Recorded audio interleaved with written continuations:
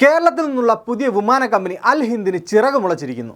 കമ്പനിയുടെ പ്രവർത്തനത്തിന് കേന്ദ്ര വ്യോമയാന മന്ത്രാലയം NOC നൽകി കഴിഞ്ഞു.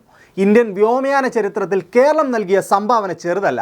ഇന്ത്യയിലെ വൻകിട കുത്തക കമ്പനികളെ വെല്ലുവിളിച്ചുകൊണ്ട് ഇന്ത്യയിലെ ആദ്യത്തെ സ്വകാര്യ എയർലൈനായ ഈസ്റ്റ് വെസ്റ്റ് എയർലൈൻസ് സ്ഥാപിച്ചത് തഖിയുദ്ദീൻ അഹമ്മദ് വാഹിദ് എന്ന മലയാളിയായിരുന്നു. 9ാം ക്ലാസ് മാത്രം വിദ്യാഭ്യാസമുള്ള വർക്കലക്കാരനായ ഒരു സാധാരണ മലയാളി വ്യോമയാന മേഖലയുടെ തലപ്പത്തേക്ക് പടവെട്ടിക്കയറിയത് അവിശ്വസനീയമായ പോരാട്ട വീര്യം കൊണ്ടായിരുന്നു. അറിയാം, ടാറ്റയെയും ബിർളയെയും കടത്തിവെട്ടി ഉദിച്ചുയർന്ന മലയാളി വ്യവസായിയുടെ ഉയർച്ചയും മുംബൈയിലെ അധോലോകവുമായി അയാൾ നടത്തിയ പോരാട്ടത്തിൻ്റെയും കഥ. തഖിയുദ്ദീൻ അബ്ദുൽ വാഹിദ് 9ാം ക്ലാസ് പഠനം അവസാനിപ്പിച്ച് കയ്യിലൊന്നുമില്ലാതെ അക്കാലത്ത് ബോംബെ എന്നറിയപ്പെട്ടിരുന്ന ഇന്നത്തെ മുംബൈക്ക് വണ്ടി കയറുമ്പോൾ അയാളുടെ ഉള്ളിൽ അതിജീവനത്തിൻ്റെ കനലായിരുന്നു. 1970കളിൽ മുംബൈയിലെത്തിയ വാഹിദ് പല ജോലികളും ചെയ്തു. ജനിച്ച നാട്ടിൽ നിലനിൽപ്പില്ലാതെ ഒളിച്ചോടി വരുന്നവരുടെ കേന്ദ്രമായി മുംബൈ വളർന്ന കാലമായിരുന്നു അത്. കടലിനക്കരെയുള്ള സ്വപ്നഭൂമി തേടി ഭാഗ്യപരീക്ഷണത്തിനായി കേരളത്തിൽ നിന്നും ഇന്ത്യയുടെ പല ഭാഗങ്ങളിൽ നിന്നും ആളുകൾ മുംബൈക്ക് ഒഴുകിക്കൊണ്ടിരുന്ന കാലം. ആ സാധ്യതകൾ മുതലെടുത്തുകൊണ്ട് തൻ്റെ ബിസിനസ് വളർത്താനുള്ള നീക്കങ്ങളിലേക്ക് വാഹിദ് കടക്കുകയായിരുന്നു. അന്ന് ഗൾഫിലേക്ക് പോകാൻ പാസ്പോർട്ട് എടുക്കുന്നതും വിമാന ടിക്കറ്റ് ബുക്ക് ചെയ്യുന്നതും ഇന്നത്തെ പോലെ എളുപ്പമായിരുന്നില്ല. ഈ വിടവ് നികത്താനായി അയാൾ ഈസ്റ്റ് വെസ്റ്റ് ട്രാവൽസ് എന്ന പേരിൽ ഒരു ചെറിയ സ്ഥാപനം തുടങ്ങി. മറ്റ് ട്രാവൽ ഏജൻസികളിൽ നിന്നും വ്യത്യസ്തമായി പ്രവാസികൾക്ക് വിശ്വസിക്കാവുന്ന ഒരു കേന്ദ്രമായി അദ്ദേഹം ഈസ്റ്റ് വെസ്റ്റ് ട്രാവൽസിനെ മാറ്റിയെടുക്കുകയായിരുന്നു. പാസ്പോർട്ട്, വിസ, ടിക്കറ്റ് എന്നിവ ഒരിടത്തു നിന്ന് തന്നെ നൽകി. കൂടാതെ ഗൾഫ് പണം കേരളത്തിലേക്ക് അയക്കുന്നതിനും മറ്റും പ്രവാസികളെ സഹായിക്കുന്ന പ്രമുഖ സ്ഥാപനമായി അത് വളർന്നു. വർക്കലക്കാരൻ അബ്ദുൽ വാഹിദ് വച്ചടി ഉയർന്നുകൊണ്ടിരുന്നു. ചുരുങ്ങിയ കാലം കൊണ്ട് ഈസ്റ്റ് വെസ്റ്റ് ട്രാവൽസ് വിദേശത്തേക്ക് മാൻ പവർ റിക്രൂട്ട് ചെയ്യുന്ന ഇന്ത്യയിലെ ഏറ്റവും വലിയ ഏജൻസികളിലൊന്നായി മാറി.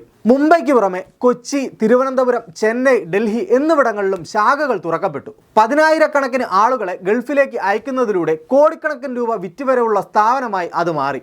പല വിദേശ വിമാന കമ്പനികളുടെയും ഇന്ത്യയിലെ പ്രതിനിധിയായി ഈസ്റ്റ് വെസ്റ്റ് മാറുകയായിരുന്നു. ട്രാവൽ ഏജൻസിയിലൂടെ ലഭിച്ച വമ്പിച്ച ലാഭവും വിമാന കമ്പനികളുമായുള്ള ബന്ധവും ഒത്തുചേർന്നപ്പോൾ വാഹിദിന് തോന്നി തനിക്കൊരു വിമാന കമ്പനി തുടങ്ങാമെന്ന്.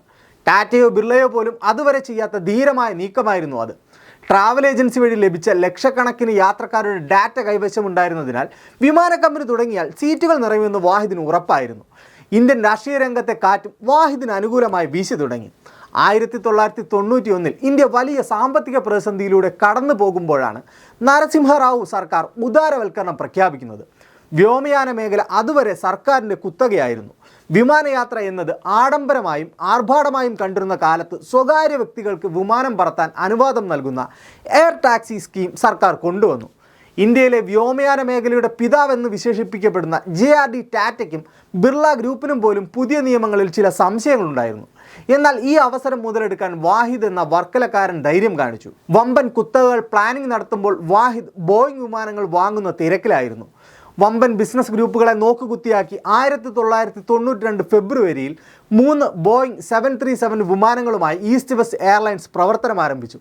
സർക്കാർ വിമാനങ്ങളിൽ നിന്നും വ്യത്യസ്തമായി അന്താരാഷ്ട്ര നിലവാരത്തിലുള്ള ഭക്ഷണവും ആതിഥ്യ മര്യാദയും വാഹിദ് തൻ്റെ വിമാനങ്ങളിൽ ഉറപ്പാക്കി. യാത്ര വൈകൽ ഈസ്റ്റ് വെസ്റ്റിൽ ഉണ്ടായിരുന്നതേയില്ല. ടിക്കറ്റ് ഉറപ്പാക്കാൻ യാത്രക്കാർ ഇരച്ചെത്തി. കമ്പനി വളരുകയായിരുന്നു. വെറും 3 വർഷത്തിനുള്ളിൽ വിമാനങ്ങളുടെ എണ്ണം 11 മുംബൈ, കൊച്ചി, തിരുവനന്തപുരം ഉൾപ്പെടെ ഇന്ത്യയിലെ 30 പ്രധാന നഗരങ്ങളിൽ നിന്നും ഓരോ വിമാനവും 90%-ലധികം സീറ്റുകളും നിറച്ച് പറന്നു തുടങ്ങി. ഇത് ഇന്ത്യൻ കോർപ്പറേറ്റ് ലോകത്തെ അത്ഭുതപ്പെടുത്തി. 9ാം ക്ലാസ് വിദ്യാഭ്യാസം മാത്രമുള്ള ഒരു മനുഷ്യൻ വ്യോമയാന മേഖലയിലെ സങ്കീർണമായ നിയമങ്ങളും രാഷ്ട്രീയവും പഠിച്ച് ഒരു വലിയ വിമാന കമ്പനി കെട്ടിപ്പടുത്ത കാഴ്ച എല്ലാവരെയും അന്താളിപ്പിച്ചു. ഇന്ത്യൻ വ്യോമസേന കഴിഞ്ഞാൽ ഇന്ത്യയിലെ ഏറ്റവും വലിയ സ്വകാര്യ വിമാന ശൃംഖലയായി ചുരുങ്ങിയ കാലം കൊണ്ട് ഈസ്റ്റ് വെസ്റ്റ് മാറി. സമാനതകളില്ലാത്ത ഈ കുതിപ്പ് ചിലരുടെ ഉറക്കം കെടുത്തി. കോർപ്പറേറ്റ് സ്രാവുകൾ പതറിപ്പോയയിടത്ത് ഒരു മലയാളി ചക്രവർത്തിയായി വാഴുന്നത് ഡൽഹിയിലെയും മുംബൈയിലെയും അധികാര ഇടനാഴികളിൽ അസൂയയുടെ കനലുകൾ കോരിയിട്ടു. അങ്ങനെ കോർപ്പറേറ്റ് യുദ്ധങ്ങൾ പതിയെ അധോലോകത്തിൻ്റെ ഇരുളടഞ്ഞ തെരുവിലേക്ക് പടരുകയായി. മുംബൈയിലെ അധോലോക സംഘങ്ങൾക്ക് മലയാളി വ്യവസായിയോട് കടുത്ത ശത്രുത തോന്നി തുടങ്ങി. വാഹിദിന് അധോലോക നായകൻ ദാവൂദ് ഇബ്രാഹിമുമായി ബന്ധമുണ്ടെന്നുള്ള കഥകൾ ശത്രുക്കൾ പ്രചരിപ്പിച്ചു. ഇക്കാലത്ത് മുംബൈ പോലീസ് ഇൻ്റലിജൻസിന് ഗൗരവകരമായ ചില വിവരങ്ങൾ ലഭിച്ചു. വാഹിദിൻ്റെ ജീവന് അപകടമുണ്ടെന്നും മുംബൈ അണ്ടർവേൾഡ് അയാളെ ഉന്നം വയ്ക്കുന്നുണ്ടെന്നുമുള്ള മുന്നറിയിപ്പ് പോലീസ് അദ്ദേഹത്തിന് നൽകി. പക്ഷേ ആകാശം കീഴടക്കിയ ആത്മവിശ്വാസത്തിൽ തനിക്ക് നേരെ ഉയരുന്ന ഭീഷണികൾ വാഹിദ് തിരിച്ചറിഞ്ഞില്ല. തൻ്റെ വളർച്ചയിൽ ഭയപ്പെട്ടവർ വെറുതെ ഭീഷണിപ്പെടുത്തുകയാണെന്ന് അയാൾ വിശ്വസിച്ചു. പക്ഷേ ഇന്ത്യൻ വ്യോമമേഖലയിലെ കിരീടം വയ്ക്കാത്ത രാജാവിനെ ലക്ഷ്യമിട്ട് മുംബൈ അധോലോകം ഒരു കെണിയൊരുക്കി കഴിഞ്ഞിരുന്നു. 1995 നവംബർ 13, സമയം രാത്രി 8 മണിയോടടുക്കുന്നു. മുംബൈ നഗരത്തിലെ തിരക്കുകളിൽ നിന്നും മാറി ബാന്ദ്രയിലെ തൻ്റെ ഓഫീസിൽ നിന്നും പതിവ് പോലെ വീട്ടിലേക്ക് മടങ്ങുകയായിരുന്നു വാഹിദ്. അധിക ദൂരം പിന്നിട്ടില്ല. പെട്ടെന്ന് തൊട്ടടുത്ത ഒരു ഇടറോഡിൽ നിന്ന് ഒരു ചുവന്ന മാരുതി വാൻ കാറിന് മുന്നിൽ വഴിമുടക്കി വന്നു നിന്നു. 3 പേർ അതിൽ നിന്നും ചാടിയിറങ്ങി. അവർ കാറിനടുത്തേക്ക് ഓടിയെടുത്തു. ഒരാളുടെ കൈവശം ചുറ്റികയുണ്ടായിരുന്നു. അയാൾ ചുറ്റിക കൊണ്ട് വിൻസ്ക്രീൻ തകർക്കാൻ തുടങ്ങി. മറ്റു 2 പേർ അപ്പോഴേക്കും കാറിനുള്ളിലേക്ക് തുരുതുരെ വെടിയുതിർത്തു തുടങ്ങി. തഖിയുദ്ദീൻ സീറ്റുകൾക്കുള്ളിൽ പതുങ്ങി. പക്ഷേ ബുള്ളറ്റുകൾ തുരുതുരെ പതിച്ചുകൊണ്ടേയിരുന്നു. പ്രദേശം വെടിയൊച്ചകളാൽ പ്രകമ്പനം കൊണ്ടു. തോക്കിൻ മുനയിൽ നിന്നും ചിതറിയ വെടിയുണ്ടകൾ കാറിൻ്റെ ചില്ലുകൾ തകർത്ത് വാഹിദിൻ്റെ ശരീരത്തിലേക്ക് ആഴ്ന്നിറങ്ങി. തൻ്റെ സ്വപ്ന സാമ്രാജ്യം കെട്ടിപ്പടുത്ത അതേ മുംബൈയുടെ മണ്ണിൽ ആകാശത്തെ കീഴടക്കിയ ആ വർക്കലക്കാരൻ ചോരയിൽ കുളിച്ചു വീണു. ആ തോക്കുകൾക്ക് പിന്നിലെ വിരലുകൾ അധോലോക നായകൻ ഛോട്ടാ രാജൻ്റെ ഗുണ്ടകളുടേതാണെന്ന് തെളിഞ്ഞെങ്കിലും ആരുടെ കൊട്ടേഷനായിരുന്നു അതിന് പിന്നിലെന്നത് കണ്ടുപിടിക്കപ്പെട്ടില്ല. ഒരു മലയാളി ഇന്ത്യൻ ആകാശം ഭരിക്കുന്നത് സഹിക്കാനാവാത്ത വൻകിട കോർപ്പറേറ്റ് മാഫിയകൾ അധോലോകത്തെ വാടകയ്ക്കെടുത്ത് നടത്തിയ ഒരു മാസ്റ്റർ പ്ലാൻ ആയിരുന്നു ആ കൊലപാതകമെന്ന് ഇന്നും വിശ്വസിക്കപ്പെടുന്നു. എന്തായാലും ആ രാത്രിയോടെ ഇന്ത്യൻ വ്യോമയാന ചരിത്രത്തിലെ ഒരു വിപ്ലവത്തിന് തിരശീല വീണു. തഖിയുദ്ദീൻ വാഹിദിൻ്റെ അന്ത്യത്തോടെ ഈസ്റ്റ് വെസ്റ്റ് എയർലൈൻസിൻ്റെ ചിറകുകൾ അരിയപ്പെട്ടു. കേവലം 1 വർഷത്തിനുള്ളിൽ ആ വലിയ വിമാന കമ്പനി തകർന്നു വീണു. അന്ന് ബാന്ദ്രയിലെ ഇരുളടഞ്ഞ തെരുവിൽ വെടികൊണ്ട് വീണത് ഒരു മനുഷ്യൻ്റെ വലിയ സ്വപ്നങ്ങളായിരുന്നു.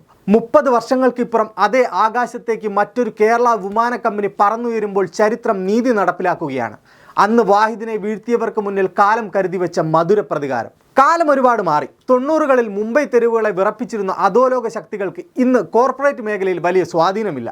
നിയമവാഴ്ച ശക്തമായ പുതിയ കാലത്ത് ഭയമില്ലാതെ പറക്കാൻ കേരളത്തിൽ നിന്നുള്ള അൽ ഹിന്ദ് എയർ ഒരുങ്ങുമ്പോൾ അത് തഖിയുദ്ദീൻ വാഹിദ് എന്ന മലയാളിക്കുള്ള ആദരവ് കൂടിയാണ്.